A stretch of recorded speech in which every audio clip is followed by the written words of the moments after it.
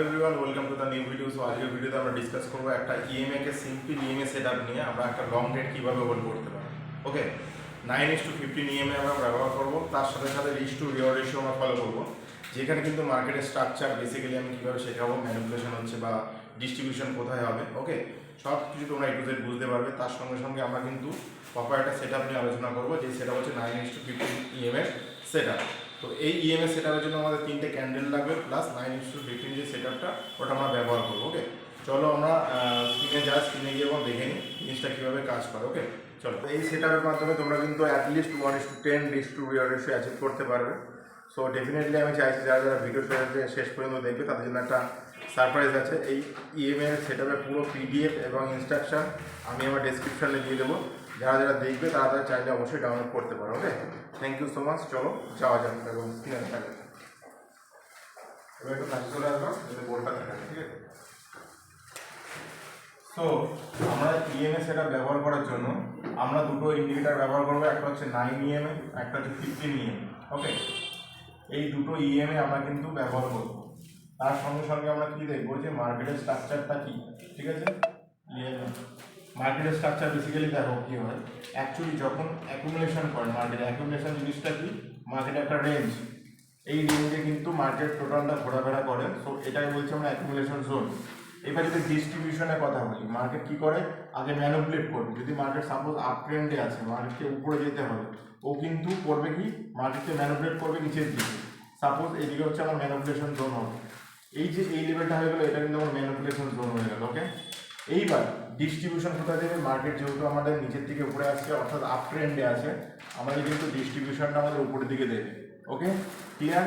তো আমাদের এন্ট্রিটা কোথায় হবে প্লাস এক্সিটটা কোথায় হবে, কীভাবে ব্যবহার করবো সেটা আমরা দেখছি। দেখো, যখনই আমরা কোনো ইএমএ স্ট্রাকচার ব্যবহার করছি, সাপোজ এটা আমার হচ্ছে 9 ইএমএ, আমি মনে করলাম এটা আমার 9 ইএমএ, আর 15 ইএমএ কোনটায়, সাপোজ যে লেভেলটাই একদম কাছে কাছে যাচ্ছে সেই লেভেলটাই কিন্তু আমরা 15 ইএমএ কে ধরছি। তো সাপোজ আমি এটাকে ধরলাম আমার 15 ইএমএ। ওকে, এই যে EMA 9 EMA 15 EMA more than 1:10 risk to reward ratio আমার কিন্তু অ্যাচিভ হবে। ওকে, আর আমাদের এসএল কোথায় থাকবে, অ্যাটলিস্ট 1। বোঝা গেল, এসএল আমার অ্যাটলিস্ট 1।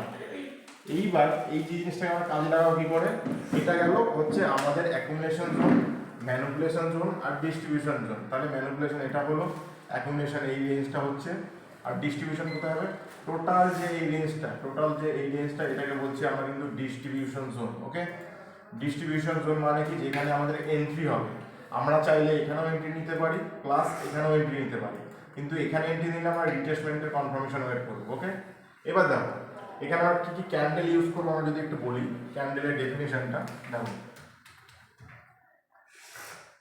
যদি ক্যান্ডেলের ডেফিনেশন বলি, কপার একটা ক্যান্ডেল যেটা থাকবে সেটা আমার মারুজো ক্যান্ডেল, প্লাস এখানে একটা স্ট্রং বাইং ক্যান্ডেল থাকবে, মারুজোর একটা সেকেন্ড পার্ট যার উইকটা হালকা বড় থাকবে, সমস্যা নেই।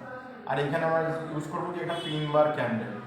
আর পিন বার ক্যান্ডেল আমি বলে দিই, পিন বার ক্যান্ডেল হচ্ছে সব থেকে ইম্পর্টেন্ট একটা ক্যান্ডেল, সেটা হচ্ছে আমার পিন বার। আর এই পিন বারটাকে প্লাস এই মারুজোর দুটো স্ট্রং কাজ লাগে কিন্তু আমরা কিন্তু এন্ট্রিটাকে ব্যবহার করবো। ওকে, বিয়ারিশের ক্যান্ডেলের ক্ষেত্রেও সেম, বিয়ারিশ মারুজো হবে। আমি ক্যান্ডেলটার জন্য এটাকে ব্লু করে দিই, বেটার হবে। এটা হচ্ছে বিয়ারিশ, সেম সিগন্যাল, কিন্তু এটা নিচের দিকে থাকবে, আর পিন বারটা ইনভার্টেড হবে। ওকে ক্লিয়ার, এটা হচ্ছে ইনভার্টেড পিন বার হয়ে গেল। সো এই 3টে জিনিস বা 4টে জিনিস আমরা ব্যবহার করবো কিন্তু মার্কেটের স্ট্রাকচার দেখে। তাহলে মার্কেটের স্ট্রাকচারটা তোমাদের বোঝালাম, এন্ট্রি পয়েন্টটা এবার কোথায় হবে সেটা আমি বোঝাচ্ছি, প্লাস ক্যান্ডেলগুলো তোমরা নোট ডাউন করে নেবে বা স্ক্রিনশট নিয়ে নিতে পারো, সমস্যা নেই।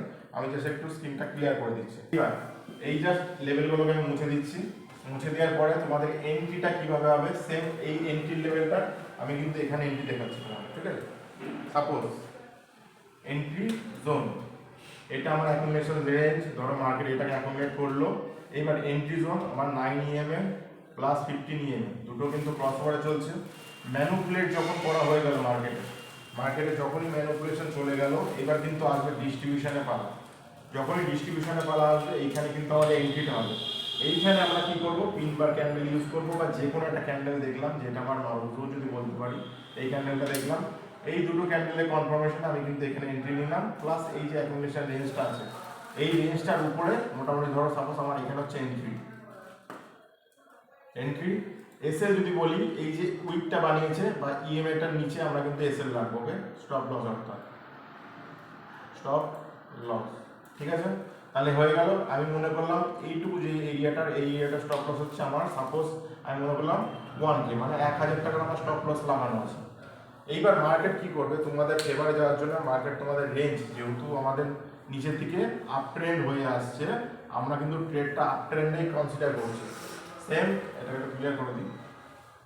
এবার মার্কেট তোমাদের রেঞ্জে যাবে। এবার রিটেস্টমেন্টে যদি দেয়, তোমরা এখানেও একটা প্ল্যান করতে পারো, সিম্পল সেটআপ, সিম্পল তিনবার কিংবা আমার এরকম মারুজো ক্যান্ডেল।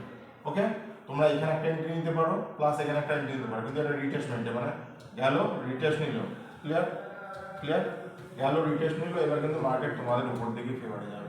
ওকে, এইবার সেম যখনই মার্কেটে কোনো আমরা ইজি পজিশন অ্যাপ্লাই করবো, 1 আওয়ার টাইম ফ্রেমে গিয়ে আমরা কিন্তু সাপ্লাইটাকে মার্ক করবো।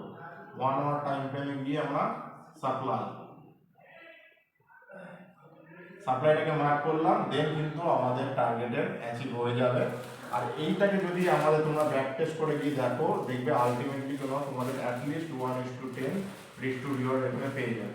ওকে, যাই হোক, এটা ছিল আমাদের ইএমএর সেটআপ। তো আমরা চাইছি যে এই ইএমএ সেটআপটাকে তোমরা কাজে লাগাও, কাজে লাগিয়ে ব্যাক টেস্ট করো, ব্যাক টেস্ট করে অ্যাটলিস্ট 100 টাইমস ব্যাক টেস্ট করবে, মানে 100 টাইমস মানে 100 বার অ্যাটলিস্ট ব্যাক টেস্ট করবে, দেখবে এর কি কতটা রিওয়ার্ড আছে। তো আমি যদি মনে করি যদি তুমি 100টা ট্রেড নাও, তার মধ্যে অ্যাটলিস্ট 80টা থেকে আমার 70টা কিন্তু টার্গেট হিট হবে।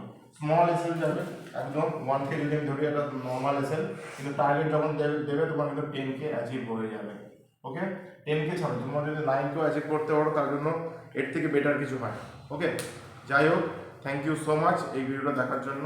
আর যারা সাবস্ক্রাইব করো, ডেফিনেটলি আমাদের চ্যানেলটা সাবস্ক্রাইব করে নিও।